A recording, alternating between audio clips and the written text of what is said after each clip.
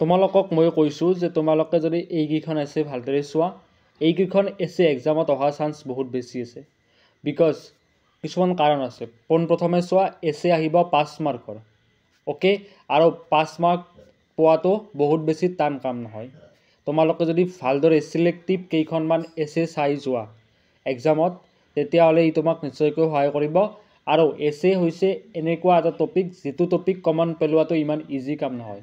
Okay, তোমালোকে ভাবি চোৱা যে 5 মাৰ্কৰ এখন এছে আহিব, আৰু সেইখন এছে যদি মই তোমালোকক কওঁ যে এই নামৰ এখন পাৰ্টিকুলাৰ এছে এক্সামত 100% আহিবই, তেতিয়াহ'লে মোৰ সেইটো কমন নপৰে। অ'কে, তাৰ কাৰণে মই তোমালোকক বহুত কেইখন এছে দিব লাগিব, তেতিয়াহে এই গোটেইকেইখন এছেৰ ভিতৰত এখন এছে পৰাটো চান্স থাকে। অ'কে, তাৰ কাৰণে মই কিছুমান চিলেক্টিভ এছেছ তোমালোকৰ কাৰণে প্ৰিপেয়াৰ কৰিছোঁ। এই এছে কেইখন যদি তোমালোকে ভালদৰে পৰীক্ষাৰ বাবে চাই যোৱা, তেতিয়াহ'লে ই নিশ্চয়কৈ এক্সামত অহা চান্স আছে। বহুতবাৰ এক্সামত আহিছে, মষ্ট ৰিপিটেড হয়। আৰু HSLC বা মেট্ৰিক পৰীক্ষাৰ আগৰ বছৰৰ যিকেইখন পেপাৰ আছিল, সেই পেপাৰ কেইখনতো এইকেইখন ৰচনা বহুতবাৰ আহিছিল। তোমালোকক কোনকেইটা বছৰত আহিছিল সেইটো মই তোমালোকক পোনপ্ৰথমে কৈ যাম। প্ৰথমখন এছে হৈছে গেমছ এণ্ড স্পৰ্টছ। তোমালোকে লিখি ল'বা, প্ৰথমখন এছে হৈছে গেমছ এণ্ড স্পৰ্টছ। অ'কে, স্পৰ্টছৰ লগত তোমালোকে চাবাই গেমছ এণ্ড স্পৰ্টছ। স্পৰ্টছ মানে হৈছে কি? খেল ধেমালি, গেমছ বা স্পৰ্টছ। অ'কে, ইয়াৰ ৰিলেটেড টপিক তোমালোকে ইয়াৰ ৰিলেটেড যিখন এছে আছে, গেমছ এণ্ড স্পৰ্টছ কি বস্তু, ই কিদৰে আমাক সহায় কৰে, এজন ষ্টুডেণ্টৰ কাৰণে গেমছ এণ্ড স্পৰ্টছ কিয় বহুত বেছি ইম্পৰ্টেণ্ট হয়, মেণ্টেল আৰু ফিজিকেল অৰ্থাৎ শাৰীৰিক আৰু মানসিক শিক্ষাৰ ওপৰত ই কিদৰে প্ৰভাৱ পেলায়, এই ধৰণৰ বস্তুবিলাক তোমালোকে তাত লিখিব লাগিব। অ'কে, এইখিনি বস্তু তোমালোকৰ ক্লিয়াৰ হৈছে। তোমালোকে গেমছ এণ্ড স্পৰ্টছ নামৰ এছেখন চাই যাবা। আৰু এই এছেখন আহিছিল HSLC 2002। অ'কে, 2002 চনত মেট্ৰিকত আহিছিল এইখন এছে। নেক্সট ইম্পৰ্টেণ্ট এছেখন হৈছে ফিজিকেল এক্সাৰচাইজ। Physical exercise.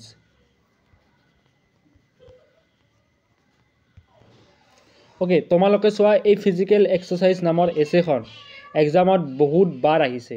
কোনকেইটা বছৰত আহিছিল? পোনপ্ৰথমেতো আহিছিল 2005 চনত, নেক্সট আহিছে 2010 চনত, নেক্সট আহিছে 2007 চনত, অ'কে 05, 07 এণ্ড দেন 2013 আৰু 2018 চনত।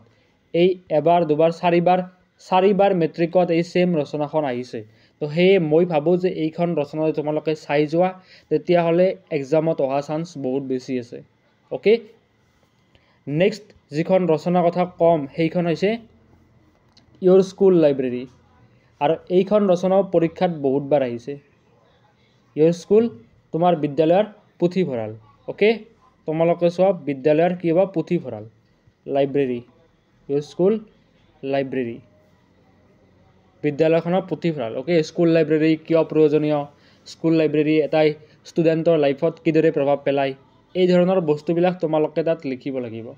অ'কে, এইখিনি পইণ্ট যদি তোমালোকে ভালদৰে লিখি লোৱা, তেতিয়াহ'লে তোমালোকক 5 নম্বৰ পোৱাৰ পৰা কোনেও ৰখাব নোৱাৰে। অ'কে, তোমালোকে চোৱা, এইখন ৰচনা আহিছিল 2007 চনত, 10 চনত আৰু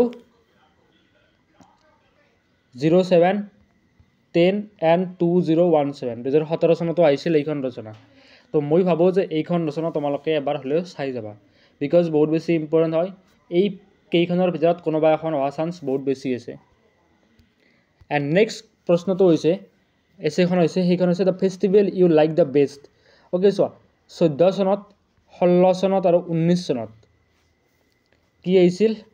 ফেষ্টিভেল বিষয় আহিছিল। মাত্ৰ এটা উৎসৱৰ কথা লিখিব লাগে তুমি, যিটো উৎসৱ তোমাৰ প্ৰিয় হয়। সেই উৎসৱটো কি নাম? ছাপ'জ যদি তুমি দিৱালী লিখা, তেতিয়াহ'লে দিৱালী কিয় উদযাপন কৰা হয়, লগতে কেনেধৰণে উদযাপন কৰা হয়, এই সকলোবিলাক কথা তুমি তাত লিখিব লাগিব। অ'কে, এইখিনি বস্তু ক্লিয়াৰ হৈছে। তো তোমালোকে চোৱা, এই যিটো টপিক আছিল festival you like the best, এইটো আহিছিল 14, 16 আৰু 19 চনত।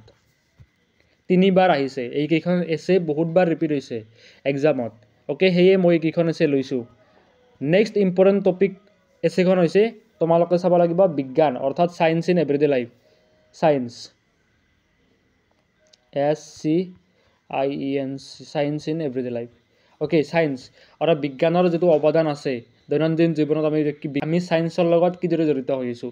পুৱা উঠাৰ পৰা আমি কি কৰোঁ? কলগেট ব্ৰাছ লওঁ, নেক্সট আমি কি কৰোঁ চাৱাৰ লওঁ চাৱাৰতে কি হয় এইবিলাক সকলোবিলাক বিজ্ঞানৰে অৱদান হয় প্ৰতিটো বস্তু আমি কি কৰোঁ প্ৰেছাৰ কুকাৰ ইউজ কৰোঁ হয় নহয় খোৱাৰ কাৰণে আমি যিখিনি বস্তু ইউজ কৰোঁ যিবিলাক মেচিনছ আছে চাইকেল এইবিলাক কি হয় বাইক এইবিলাক কি হয় বিজ্ঞানৰ এটা অৱদান হয় বিজ্ঞানৰ এটা কি হয় কণ্ট্ৰিবিউশ্যন হয় তো সেয়ে তোমালোকে তাত লিখিব লাগিব বিজ্ঞানে আমাক কি ধৰণে সহায় কৰিছে লগতে বিজ্ঞানৰ অৱদান কিয় জৰুৰী আৰু আমি কি ধৰণে ইয়াক দৈনন্দিন জীৱনত ব্যৱহাৰ কৰোঁ ওকে তো এই হৈছে 5খন মোষ্ট ইম্পৰ্টেণ্ট এছেছ 5খন মোষ্ট ইম্পৰ্টেণ্ট এছে হয় এইকেইখন পঢ়িলে তোমালোকে নিশ্চয়কৈ ভাল কৰি ল'বা আৰু এটা এনাউন্সমেণ্ট এটা আছে যে যদি তোমালোকে এই এছে কেইখনৰ আনচাৰ্ছখিনি বিচৰা তেতিয়াহ'লে মই তোমালোকক প্ৰভাইড কৰাম বাট এটা কণ্ডিশ্যন এটা আছে সেইটো হৈছে ₹5 ফৰ দ্য PDF যিটো PDFত মই তোমালোকক এছে কেইখন প্ৰভাইড কৰাম সেই PDFটোৰ এটা নমিনেল কষ্ট আছে সেইটো হৈছে 5 টকা